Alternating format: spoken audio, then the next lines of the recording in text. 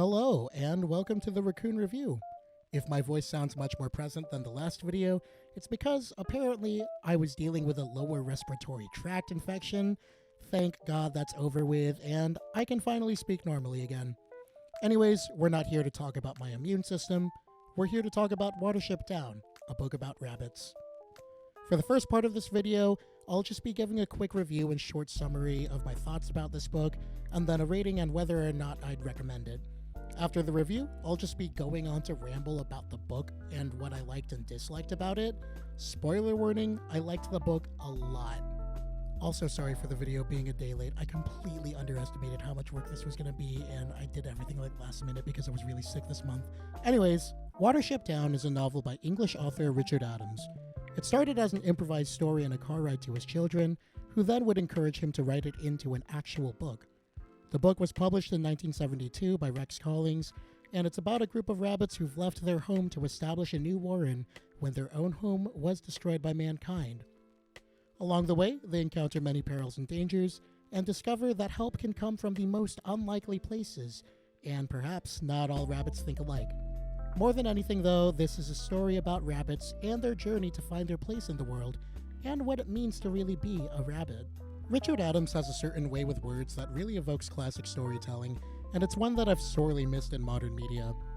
I've always been a fan of classical literature, from what I've had to read in school and the little that I've done on my own time, but classics truly do hold a soft spot in my heart.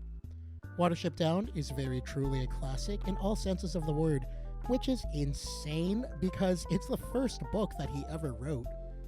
Every time that I opened the pages, I couldn't help but fall in love with the way that he chose to describe things. The simplicity of his words speak to the most base of human emotions in a way that any child or adult can understand and not feel like they're being talked down to. If he wants you to know his characters feel something, he'll invite you to experience that emotion by giving you examples of the type of thing you should be feeling. Richard Adams has no time to be cryptic throughout Watership Down. He's telling you a story and will never leave you behind so long as you pay attention to the words on the page. The world of the animals in Watership Down is an absolute delight to experience. It's one that is very specifically non-human, yet eerily easy to understand thanks to Richard Adams' guiding hand as a narrator. Also, Richard Adams specifically read a book about rabbits, R.M. Lockley's The Private Life of the Rabbit, when he was working on Watership Down in order to make the story as believable as possible. From their mannerisms to their societal structure, you really get the sense that he's done his research.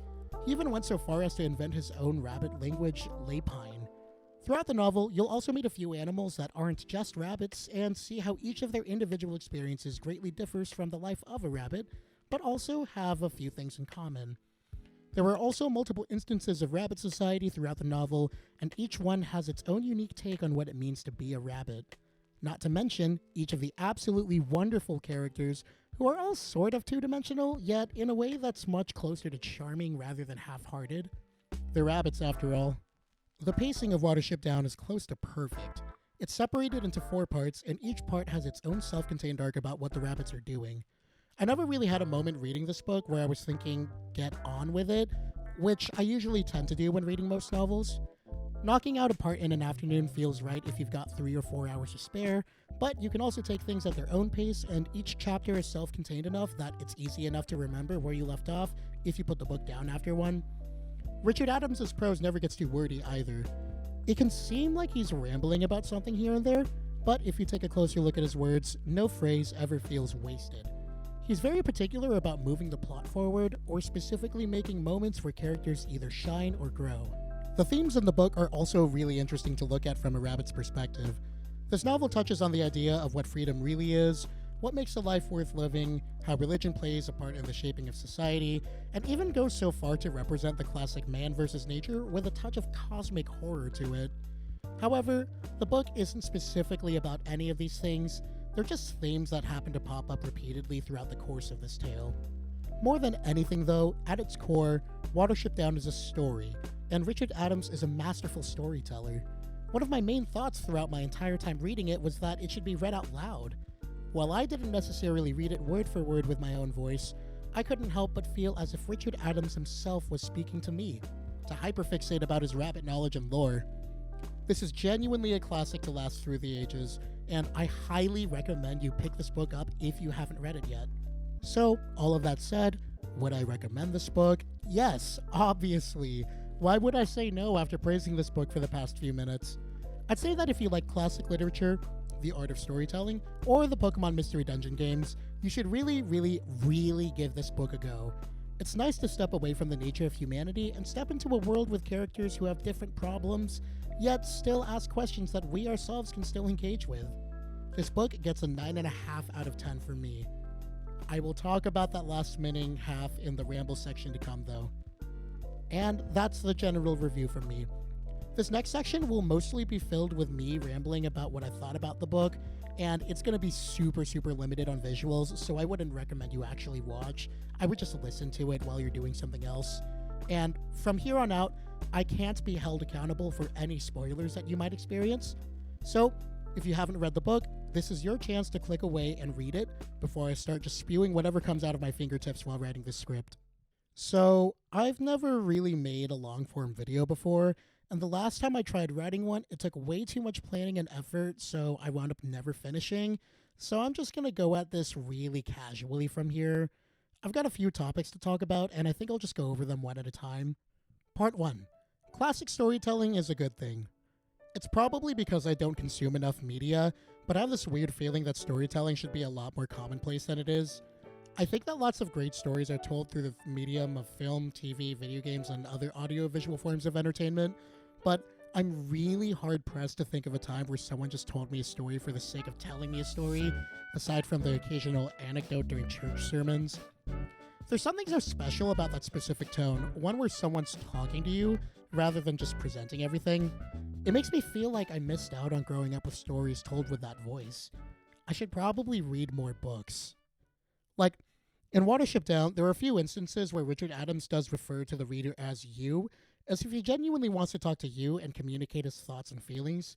And there are just so many passages in this book which convey the rabbit's emotions through short descriptions about people experiencing those emotions, because he knows that you're not a rabbit, so he explains what these rabbits are feeling by giving you reference.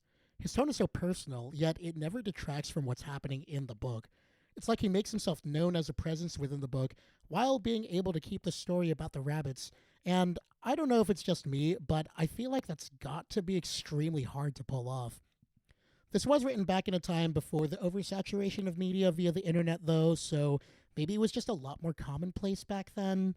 One of the things I really like about his form of storytelling is that he always sprinkles in just the right amount of flavor text and world building. I think the best example of that exists in the rabbit religion chapters, each one usually focusing on El Arira, the prince of rabbits created by their god Frith. You'd think that an entire chapter break from the story multiple times throughout the novel would get kind of tiresome, but he never includes a rabbit Jesus chapter without making it extremely relevant to what the group of rabbits is doing at any given moment. Plus, it always helps that these chapters about El Arira are usually told by the group's own resident storyteller, Dandelion.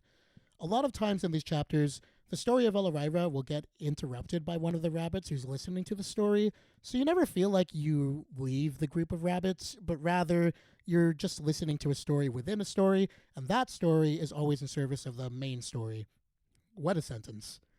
And this happens throughout the entire novel too, with at least a couple of chapters in each part to do this kind of thing.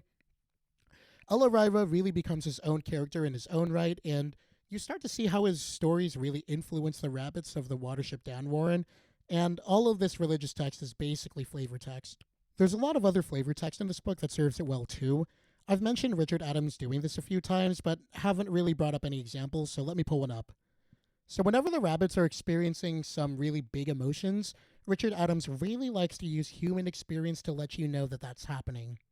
For example, in part 1, at the beginning of chapter 12, the rabbit group has finally come upon the first place that they could potentially call a home after leaving their original warren, the Sandalford Warren, and here's the way that Richard Adams describes that feeling for them. To come to the end of a time of anxiety and fear, to feel the cloud that hung over us lift and disperse, the cloud that dulled the heart and made happiness no more than a memory. This, at least, is one joy that must have been known by almost every living creature. Here is a boy who was waiting to be punished, but then, unexpectedly, he he finds that his fault has been overlooked or forgiven, and at once the world reappears in brilliant colors, full of delightful prospects. Here is a soldier who was waiting, with a heavy heart, to suffer and die in battle. But suddenly, the luck has changed. There's news. The war is over, and everyone bursts out singing. He will go home after all.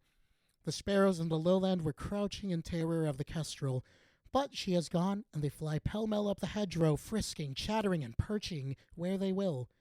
The bitter winter had all the country in its grip. The hares on the downs, stupid and torpid with cold, were resigned to sinking further and further into the freezing heart of snow and silence. But now, who would have dreamed it? The thaw is trickling, the great tit is ringing his bell from the top of a bare lime tree, the earth is scented, and the hares bound and skip in the warm wind. Hopelessness and reluctance are blown away like a fog, and the dumb solitude where they crept, a place desolate as a crack in the ground, opens like a rose and stretches to the hills and the sky. Seriously, Richard Adams' writing is straight up beautiful. It's also entertaining and engaging, and my god, does this kind of voice feel like it's been lost to time. Words have never felt so pretty to me. Maybe to other people, that section could have been summarized with and after a long time of anxiety, they finally felt relief finding a new land. But Richard Adams goes so far out of his way to express exactly how much relief these rabbits feel. I mean, it wouldn't last long, but the way he leads you into this feeling of security and safety is just storytelling at its finest. It makes me wish I was one of his kids in the car listening to him come up with this story. Like, this kind of flavor text works very specifically well in the third-person omniscient view that he writes in, because you know that he's speaking to you, the reader. It's like he skated around this thing that writers feel like they have to do, where they don't want to write in a way that's too relatable and personal, and fully acknowledges that he's a storyteller. And sometimes a simple story is just so much better than one that's attempting to be deeper than it is. I'd have to describe this book as like one of those Redwall feasts that Brian Jacques was always so fond of describing word by word. It's all just a bunch of classics done in an extremely appetizing way, and you can't help but feel like you just want to bite into all of it because it's being presented so beautifully. It's nostalgic, yet unfamiliar due to the subject matter being about rabbits, yet you can't help but feel like you understand them so well because Richard Adams is not going to let you get away without knowing exactly how all these rabbits are feeling at any given moment. And if you ask me, this is the kind of story that needs to be told as a story. Imagine what it would be like to just have all of this presented for you visually. I haven't tried the TV series or the movie, but I'm hard-pressed to think that any portrayal of this book could do its storytelling justice. Also, the world building. Can we please talk about the world building? Part 2. Rabbit Lore. The world building in Watership Down is nothing short of mastery. Richard Adams went so hard on the lore, and I can't thank him enough for doing that, because I was fully immersed in this book the entire way through. I think I have to start off with the most noticeable aspect of the lore, though, the language. Part of me is surprised that this entire book isn't written in Lapine, considering how much Lapine Richard Adams throws at you constantly. It feels like on every other page there's some new Lapine word for something, and you think it'd get annoying, but he's really peculiar about including the definitions of Lapine words when they're introduced, and in my edition of the book, the definitions would be included as a footnote on the bottom of the page the word was introduced on. And if that wasn't enough, there's an entire glossary on the back for all of the Lapine words that are introduced, just in case you want to be reminded what things mean. And it can seem kind of intimidating to keep track of what words mean at the start, but by the time you get to the end of the book, you'll be fluent in reading the words Hrare, a general name for an enemy, usually a predator of a rabbit, and Ausla, the Rabbit Council, or even Hrududu, which is like a name for a tractor or a car. In fact, Hrududu is actually one of the first words you learn. It's amazing how well thought out the language is, too. It makes you wonder if Richard Adams just had a giant dictionary of Lapine words at his disposal that he never published that we'll never really know about. Apparently he made up the words as he needed them and wanted to focus on the words sounding fluffy, which is how we get words such as Ifrafra, which is the underground military complex warren, or it's hard to say, Flaley. That's one of the character Bigwig's alternate Lapine name, roughly translating to like bedhead or messy hair. There are also a few rabbit-specific words, one of the more well-known ones being Sofle, which means to rise to the surface and feed, a very specific rabbit action. Another one is Hraka, which is basically just rabbit poop, and the amount of times Richard Adams describes rabbits passing caca is almost comical. The inclusion of the language goes an extremely long way in making the world of the rabbits seem like a real thing that can be easily accepted as fact. Like, of course, rabbits can't talk, but if they could, this is definitely what they would sound like. An even better use of language within the book, though, is that while rabbits have lapine specific to them, there's also a common woodland animal tongue known as hedgerow, and when writing in this, Richard Adams specifically uses very simple language and words in order to convey that language barrier between woodland species. It shows an extremely impressive amount of thought in how the world of animals must work. Even more impressive is the way that Adams uses a heavily accented form of speaking in order to convey a somewhat broken version of lapine.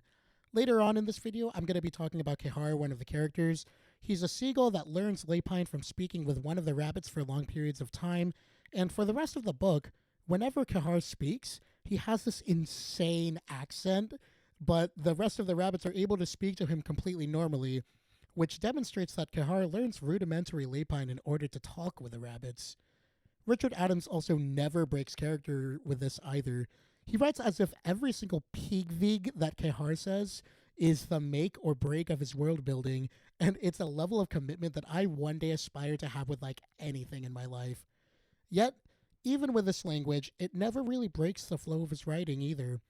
He puts in all of this work to develop this language and masterfully inserts it into the story as if these are words that we should just know. In addition to the language, the religion and society of the rabbits also goes a really long way in making this world feel extremely lived in. The religion of the rabbits is a bit easier to talk about, so I'll talk about that first. Now, this is my general understanding of how the religion in this woodland animal world works. I don't know how correct I am, but this is what I think it looks like. So there's the Lord Frith, who basically acts as God. Frith created the princes and princesses of all animals, who are basically rulers over their species, and gave each of them special qualities that define their races. Back in the days before modern woodland society, this animal royalty would interact with each other, very similarly to the way that Aesop's fables work. Just animals interacting with each other, influencing the ways their descendants would act in kind. And like I said earlier, Dandelion is the novel's resident storyteller, and there are quite a few chapters in the novel spent talking about the prince of all rabbits, Elorira. Elorira, for all intents and purposes, is just Rabbit Jesus. He's closer to Rabbit Robin Hood, really, but the figure that he is basically Rabbit Jesus. He's the prince of all rabbits, which means that he's largely responsible for the way that the rabbit exists. There are multiple stories of Elorira using his clever tricks to steal food, trick dogs, and even brush with death itself, and each time one of these stories are told, it usually has something to do with what's going on in the actual story of the novel. For example, the first story of Elorira is a story of how he was punished for multiplying too quickly and eating all of the grass that was available for the animals. And while Frith intended to punish him by giving all of the other animals gifts such as claws and talons in order to hunt rabbits, Elorira chose not to receive a gift and instead chose to hide in a hole in order to not get eaten by foxes or weasels. When Frith came around to gift Elorira, Elorira refused to come out of the hole in order to preserve himself. Amused with him, Frith blessed his legs and gave him the speed to outrun any predator so long as he stayed alert. And this is really the origin story of rabbits becoming prey, and is a great in-universe explanation from the perspective of a rabbit to explain that natural relationship. I think more than anything, the story was specifically about the rabbit's ability to persevere, and for the rest of the book, the group does just that. Like, in the very next chapters, they encounter a badger and a dog, realize they're in danger, and then use their legs to run away and paddle across the river to safety. Elorira has so many stories in this book that are genuinely entertaining stories on their own, such as when he tricks the guard dog of a house into letting him steal all the house's cabbage, or when he gaslights another rabbit into being insane during a trial over lettuce-stealing crimes. There's even a story where he encounters the Black Rabbit of Inlay, who's basically Rabbit Death, and he slowly trades parts of himself away to the Black Rabbit in order to save his own people. This kind of world building is especially helpful since the book is mostly about rabbits. Every rabbit in the Watership Down Warren has some trait of Elorira within them, and having constant stories and updates about him makes it easier to remember what these specific rabbits stand for. And I think that in the same way that religion really adds to the story, the absence of religion also adds an extremely interesting take on rabbits in different societies. There are 5 main groups of rabbits that we see in the story, and each of them have their own take on society that's shaped in a way that makes them all feel very believable. Rabbits from each of these places all have their own mannerisms and way of viewing the world, and each one has a history and culture to it that does nothing but boost the immersion of this world. The first rabbit society we see is the Sandalford Warren, which is where the original group of rabbits comes from. It feels like the most vanilla version of rabbit society, with there being a chief, a group of chief rabbits also known as the Ausla, and then the general populace. There are outcasts in the society known as outskirters, who Hazel and Fiver both are. Hazel and Fiver are 2 of the main characters in the book, but I'll talk more about them later. It's pretty safe to assume that the tales of El Arriva are pretty common in this warren, since Dandelion also comes from this warren as well, so he has to know the tales from somewhere. We spend a total of maybe 3.5 chapters here before our main group leaves in order to establish their own warren. The next one is probably my favorite one, and for lack of a better term, I've just been calling it the Snared Warren, since I don't really know if there's a term for the place. The Snared Warren on the surface is the most idyllic place a rabbit could ever live. There's an overabundance of good food, there are no natural predators, and the landscape is so naturally beautiful that it appears as if it is paradise. Since the rabbits here have lived without the fears of natural predators or the scarcity of food, their society has evolved into something much less natural. Instead of there being individual burrows with connecting tunnels, there's one large warren that the rabbits who live there all share in order to gather and play games, tell stories, and share the days with one another. What's peculiar about this place, though, is the lack of rabbits that should be there, all circumstances considered. Another thing to take note of is the lack of religion in this group of rabbits. There's a chapter where Dandelion tells a story of El Arriva to the Snared Warren, but afterwards the story doesn't really connect well with any of the rabbits, to where one of them replies that rabbits need dignity and, above all, the will to accept their fate. The stories that the Snared Warren pass around tend to be about each other or poetry from a little rabbit named Silverweed. It's revealed towards the end of their time there that the warren is littered with snares set by a nearby game hunter, and that all of the rabbits who choose to live here under the guise of safety and security are accepting their eventual deaths. It's some really morbid stuff and almost cosmically horrifying, as if they view the snares as an unstoppable force of nature, so they do everything they can in order to avoid acknowledging it, and have evolved a different society based on this eventual fate that most of the rabbits there will meet.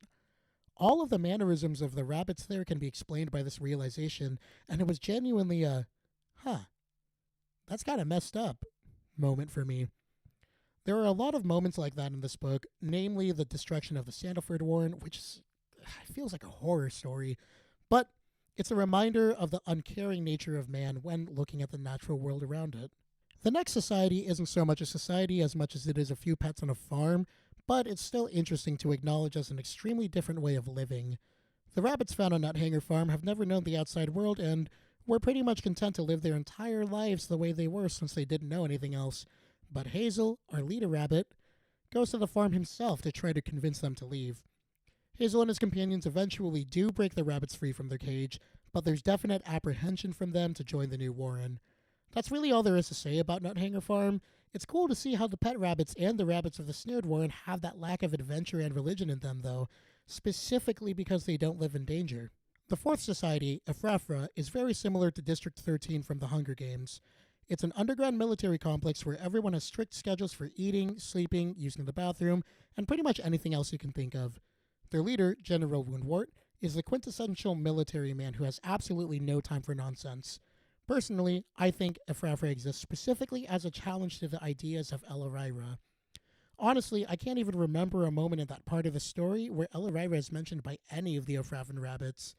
It's like they live the exact opposite of a life that a rabbit should have, and as such, they all behave in extremely non-rabbit-like ways.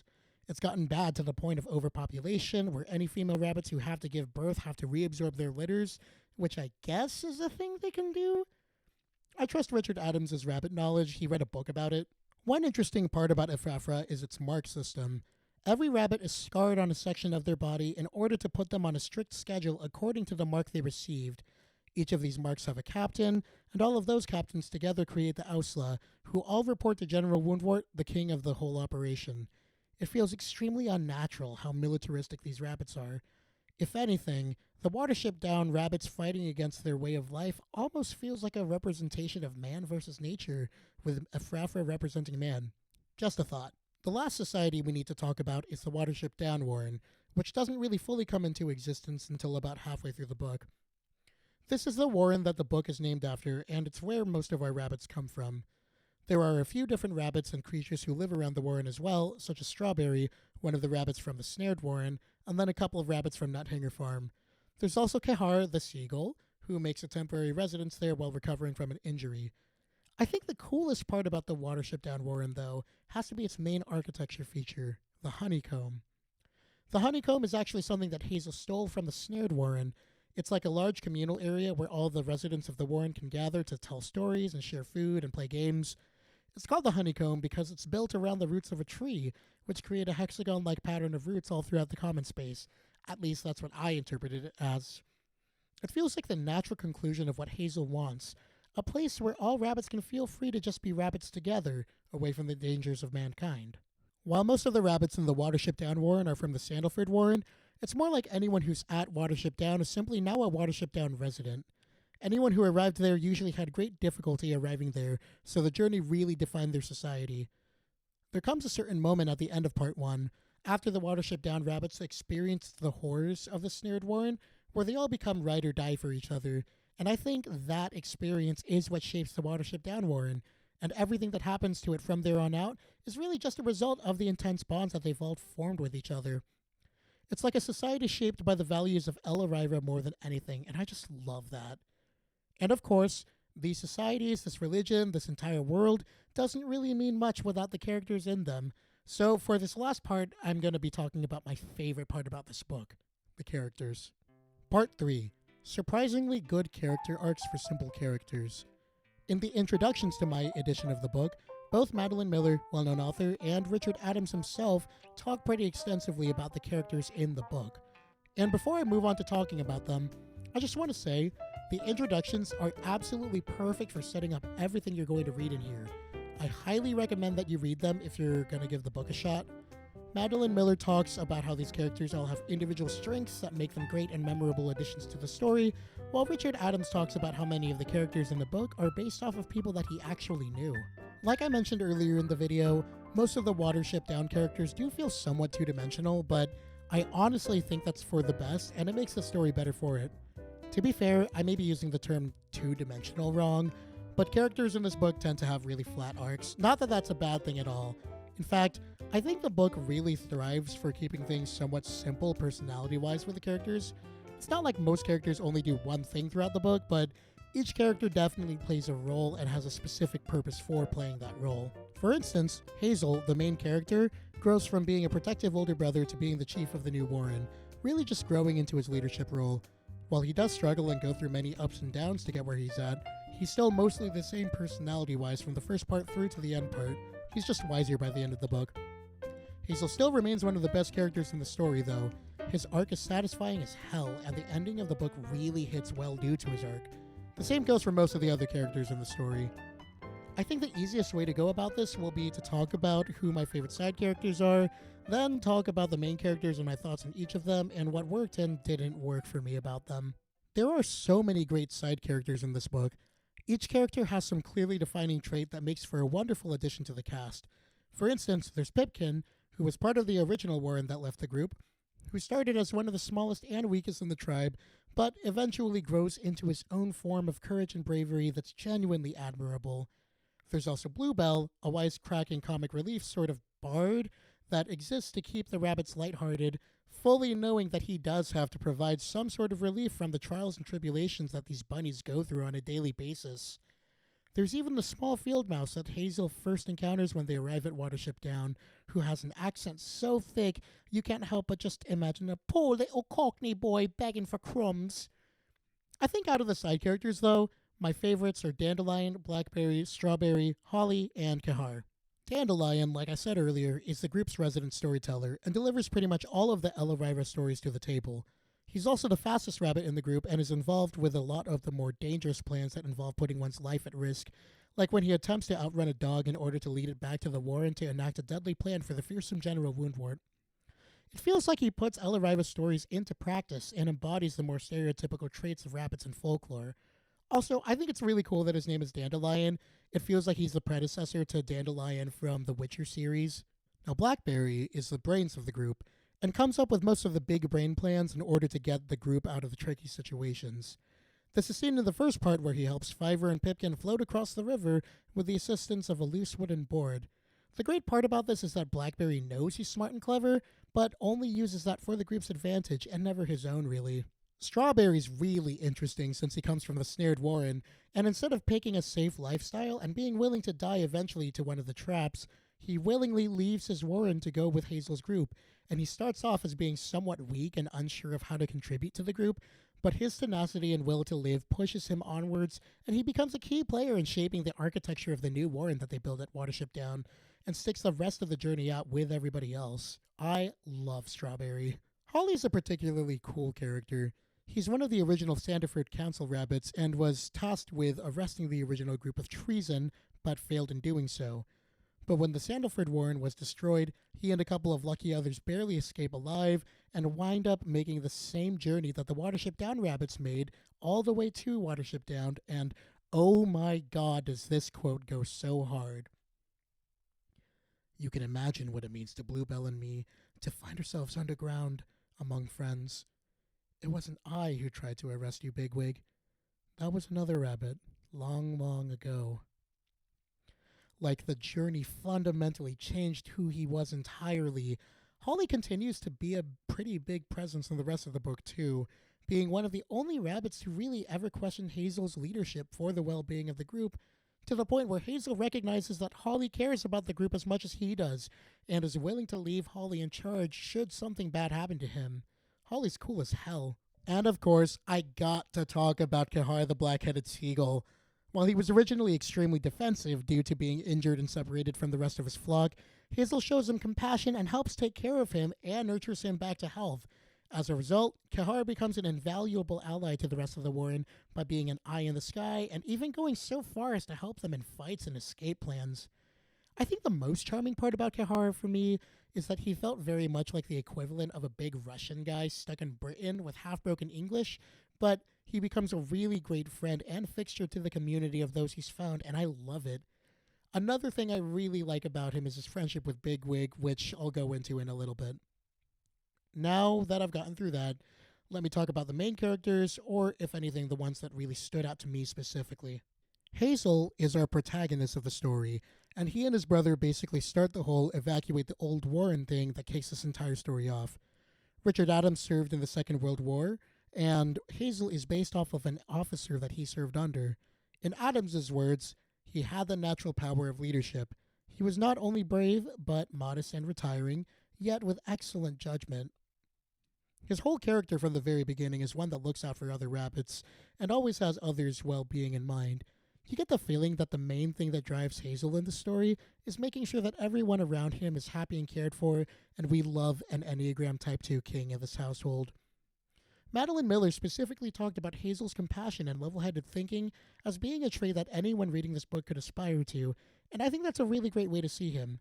Maybe not all the time, since Hazel usually acts in a way where he puts himself in danger and never prioritizes his own safety, but he's an extremely admirable protagonist regardless.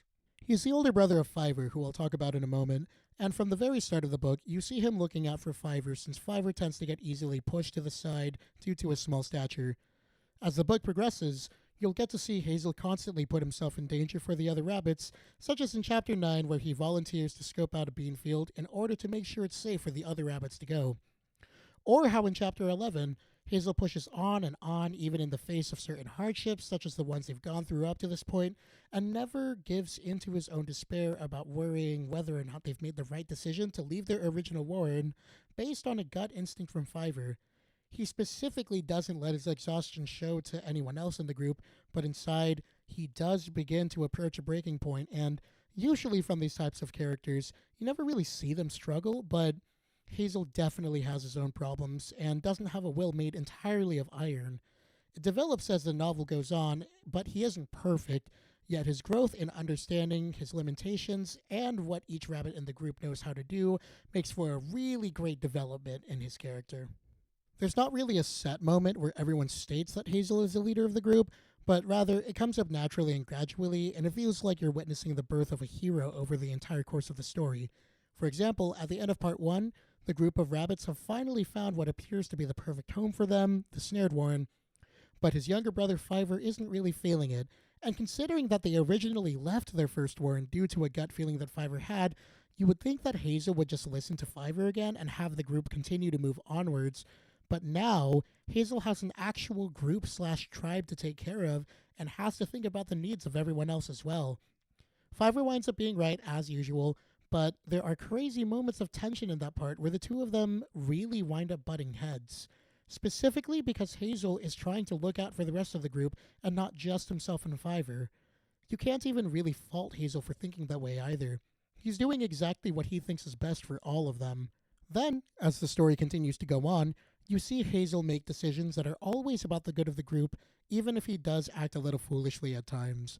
One great example of this is when he decides to break the rabbits out of Nuthanger Farm while another group is scoping out another warren, Ifrafra, specifically because they didn't bring any women with them and now they're trying to steal does from other places.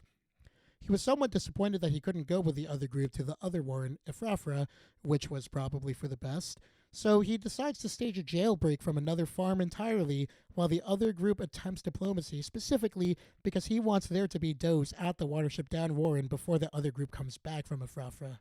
I think Hazel's best trait as a protagonist lies in his parallels to Elorira. It's made pretty apparent that with the more you learn about Elorira, the more obvious it becomes that Hazel embodies most of the traits that Elorira embodies with all of the stories. Most notably, Hazel has Elorira's never-ending compassion for his people. In multiple stories about Elorira, he faces perils and dangers in order to secure the well-being of rabbit kind, even going so far as to give parts of himself to the rabbit personification of death, just to negotiate the safety of his own people. It's just another example of Adams's flavor text working really well in this story. God, there are just so many things that I could talk about with Hazel, but overall, Hazel is one of the most likable, diplomatic, and compassionate protagonists I've ever seen. His brother, though, well, I have certain thoughts. Fiver is Hazel's younger brother and is based off of Cassandra, a Trojan prophet who was cursed by Apollo to always tell the truth, but no one would ever believe her. However, unlike Cassandra, Fiver is proved to always be right, and the group that leaves the Sandalford Warren eventually does come to start trusting his judgment. You could argue he's the deuteragonist, but more realistically, I think that role goes to Bigwig, who we'll talk about afterwards. Fiver is the one who really gets things moving. While most characters in this book are specifically written to be able to do things that rabbits can do, I think it's basically explicit that Fiver has a supernatural gift for prophecy. He's very much like a haunted little boy, and while I appreciate that about him, it does also make him one of the less interesting characters to really see do things during the book. I feel like it's hard to tell anything about his character because he's so plagued with his visions that he never actually gets to do anything except tell everyone else what to do and that they need to listen to him. I think this problem gets fixed in the later half of the book when he has a vision that Hazel's dying in a ditch after narrowly escaping death after getting shot in the leg, so then he goes to help Hazel to keep him safe, but genuinely, that's the only thing I can really remember Hazel doing that spoke anything about his character. The other thing he did was convince all the other rabbits at the end of part 1 that staying in that warren was a death sentence due to the entire place being snared, but I more view that as him just being a haunted little boy again. It never felt like a moment of character growth, but just a way for him to do what he does best. I really wish I felt differently, but Fiver's probably my least favorite character in the book. The last 0.5 holding this book back from being a 10 for me is probably just because of Fiver. I should probably just call him 0.5er. I mean, I don't hate him or anything, but if I had to give him a rating, it's like a 6 out of 10. Because parts of him just always left me feeling annoyed throughout most of this book. I get what Richard Adams was doing by having him not be able to express his uncertainty with a snared warren where a small group of rabbits had basically become a death cult in part 1, and by having the group's faith in him be tested by a strange attitude, but if Fiver was supposed to be frustrating, then Richard Adams did a knock-up job. I think that when Fiver actually does something in like part 2 and part 4, it doesn't even do that much for me. All I could think was, oh my god, he actually acted on a vision? Crazy. Anyways, can we get back to the group? People probably feel much differently from me about Fiver, but I think his prophesying made him really difficult to relate to as a character. The kinds of emotions he feels aren't ones that Richard Adams really goes into. After all, how are you supposed to know what it's like to be able to prophesy? I think Fiver specifically falls short for me as a character because he's based on Greek mythology rather than an actual person. Bigwig, on the other hand, though, is based on a real person. God, this Bigwig section is going to be so long. My voice is getting so tired. Anyways, Bigwig was apparently based upon another of Richard Adams's officers in World War II, a tremendous fighter who was at his best when he had been told exactly what he had to do. Simply put, that is exactly who Bigwig is, but my god, he is the best character in this book, and that is absolutely not up for debate. I mean, obviously it's up for debate, but I will die on this hill. It's so interesting that he seems like he'd just be a one-note brawny character, but when you really zoom in on him, he is the most three-dimensional character in this book by a long shot. In Madeline Miller's introduction, she explains how Bigwig could have easily become a bully in another story, but in this one is a tough badass hero because of his strengths working alongside Hazel. I think Bigwig is the real deuteragonist of the book, and the tension between him and Hazel in the first part of the book is a real delight to watch them navigate. Bigwig is essentially Knuckles the Echidna from the Sonic series. He's big, tough, and honestly kind of hard-headed, but he does his job best when he's being the brawn of the group. He really follows his own moral code, but tends to listen to strong leadership, and I think he naturally saw that quality in Hazel before Hazel himself even saw that. When the first group of rabbits originally set out, Hazel and Bigwig butt heads a few times, but Bigwig would mostly listen to Hazel and Fiver for the sake of not knowing what else to do in that kind of situation. Bigwig was mostly the kind of character who just needed to be told to do something and then do it, but he also had a bit of a wild and brave streak. It's really awesome to see how he helps the rabbits through most situations in Part 1, usually acting as the brute force to push their way through obstacles. In the same vein, though, he was extremely harsh on a lot of the rabbits in Part 1, particularly the stragglers of the group Hawkbit, Speedwell, but especially on Fiver for being a bit too haunted for his own taste. He tends to throw his weight around in order to get things done, but as the book progresses, he develops in ways that most media these days struggle to get characters to do. For instance, when he gets caught in one of the snares of the snared Warren, he sustains a lot of serious injuries, and it's almost thought that he'd be left to die there, and this was right before he was about to give Fiver a scolding for not cooperating with the group well. Honestly, I think this is part of why I don't like Fiver. It feels like the story was punishing Bigwig for not trusting in what Fiver was saying, but Bigwig comes out of it much cooler, so I guess it's fine. When he's eventually freed from the snare, there's a noticeable drop in his character in Part 2, where he becomes much less gung-ho about things, and transitions to be a more calm character who has more time to think due to his injuries. I think Fiver's speech about freedom and what it really means to be a rabbit really reaches Bigwig, and he becomes much more aware of what this journey is actually supposed to be about.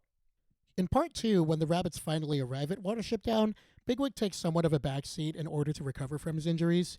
While he's doing this, though, he becomes friends with Kehar the Seagull, and my god, is their friendship beautiful.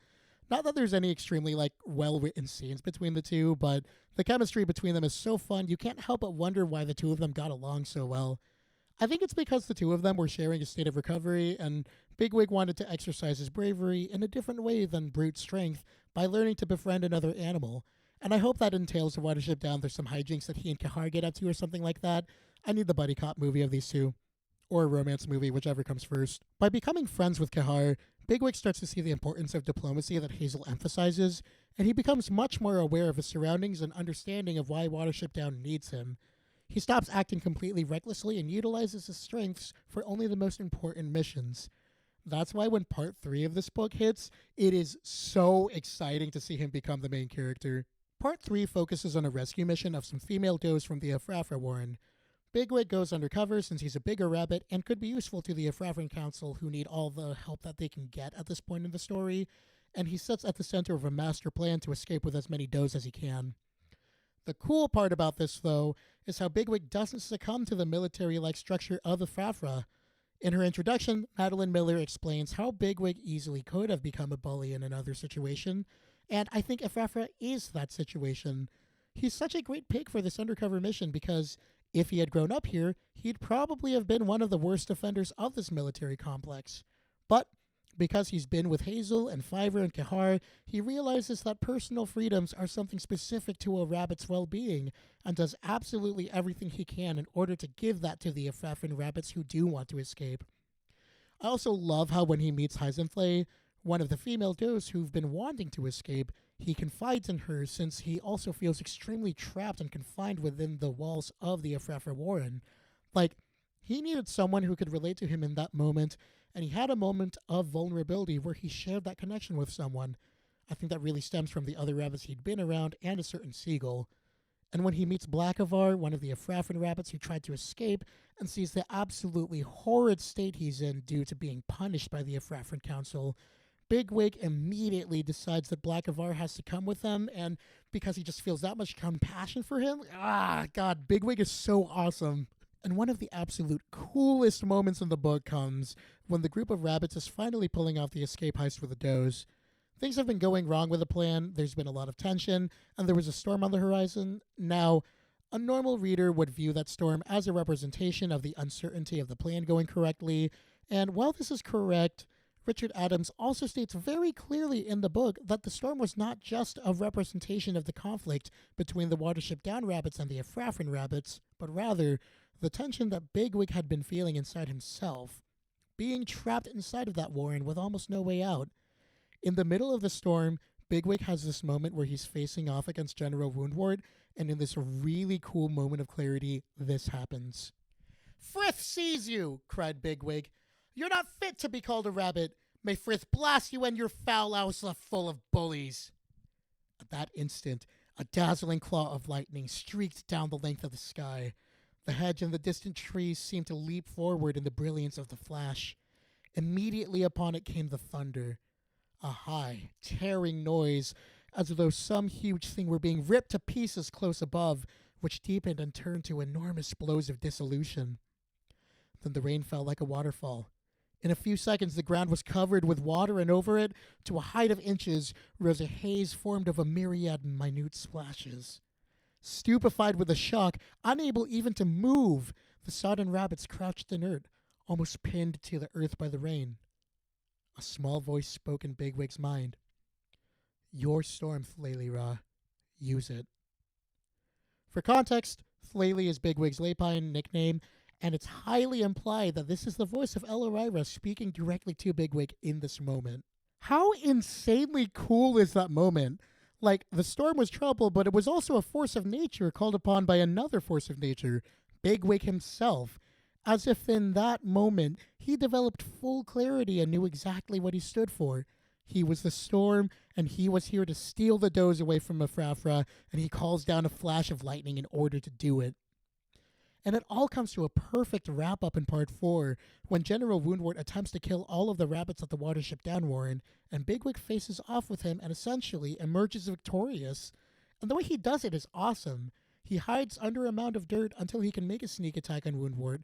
Absolutely not a plan that he would use at the beginning of the novel, but having experienced everything that he has, learning how to be undercover, all of that stuff, he's learned new ways of being brave and has determined what the most important things are about rabbit life, and does everything he can in order to be the rabbit he needs to be for everybody else. God, I love Bigwig so much, it's insane. As for General Woundwort, I really like General Woundwort as a villain. I think his motivations are extremely understandable, and it's interesting to see how he's kind of a mix of being a force of nature and being power-hungry to the point of ridiculousness. I don't really have as much to say about Woundwort since he really only starts being a problem in the second half of the book, but I really appreciated the way that Richard Adams treated him as a character during his time in the story. General Woundwort's father was extremely lax with the presence of humans and wound up getting shot as a result, and then his mother was killed by a weasel, so he had an extremely good reason to want to take vengeance on the world and secure as much power as he could for himself. However, I think the most important things I liked about his character lay in his weaknesses, though. Richard Adams spends almost an entire chapter detailing the faltering state of the Afrafan warren and how General Woundwort, despite seeming like this unstoppable force, doesn't actually have complete control over everything all of the time. He had a much easier time managing his warren back when he was first conquering other warrens, but as his forces have grown, he's been able to keep less of a hold on his people, and for a moment, it feels like you kind of want to see how he's going to deal with the problem. It's a surprising moment in the book, but it reminds me that the best villains are usually ones that you can believe, and boy does Richard Adams make General Woundwort believable. One of the most memorable parts of the book for me was when Hazel went to meet with General Woundwort to attempt to negotiate before a fight to see if there would be a way to establish a new warren between the two where rabbits from both warrens could go, and Richard Adams presents a very specific image of General Woundwort and asks a very important question. Would General Woundwort be the great tactician that he'd been known to be and agree with his extremely sensible proposal, Or would he prove himself to be the power-hungry bully that he was and continue with his onslaught? And he does exactly that. And I love that Richard Adams presents that question to us so plainly in order to see General Woundwort for who he was, an evil that could not be negotiated with and needed to be stopped. He really brings to mind the old villains of the Disney Renaissance era, like Scar, Ursula, and Jafar. Sometimes people are just bad, and even if you can understand their motivations, they're still bad. Watership Down never fails to have those classic elements that prove it to be a story to last throughout the ages. And part 4, the conclusion. Honestly, I'd love to talk even more about this book, but the script is already so long, and I think I'm barely even going to be able to record it, so I think I'm just going to leave my rambling with Woundwort. If you would like to talk more about this book, though, please feel free to check out my Discord link in the description, and I'd be happy to talk with you there about this amazing story. I think if I had anything to say about Watership Down, I'd basically say what Richard Adams said. It's a book about rabbits. I mean, it's a book about rabbits and a whole lot of other things, but it's really a book about rabbits. You should really read this book if you haven't. I haven't said anywhere near enough to spoil this incredibly story for you, so please, please, please go read it if you haven't. Or if you have, I don't know. I'm not really sure how to end this video except with these sentiments.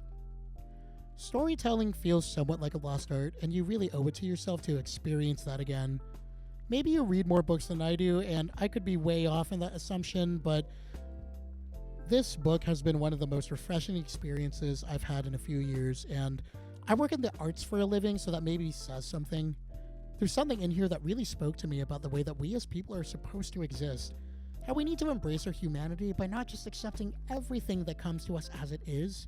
Sometimes we have to work towards a better life and go out into the world in order to find that. Honestly, just reading this book felt like a journey for me, and I'm really excited to read the other books that are coming up for me this year. So yeah, Watership Down is like a 9.5 out of 10. It would be a 10 out of 10 if I liked Fiverr a little bit more, and you should go read it if you like storytelling or classic literature. Hell, if you like Lord of the Rings, it's sure a lot less wordy than the Lord of the Rings is. So, now that I've finished this book, next month I'll be watching the Netflix series Carol and the End of the World. So if you'd like to join me on that, try watching it within the next 14 days and maybe meet me on Discord so we can talk about it. Otherwise, just stay tuned for the next review on February 29th. God, I can't believe it's already a leap year. Hopefully the analysis portion will be a lot more structured and maybe have an actual thesis statement to it. Since I was really sick this month, I kind of did everything last minute. So, I'm really excited to try watching this show, and I hope you try it out with me. If you liked anything you saw, feel free to like the video, subscribe, or comment down below. This has been the Raccoon Review, and I'll see you in a month. Bye!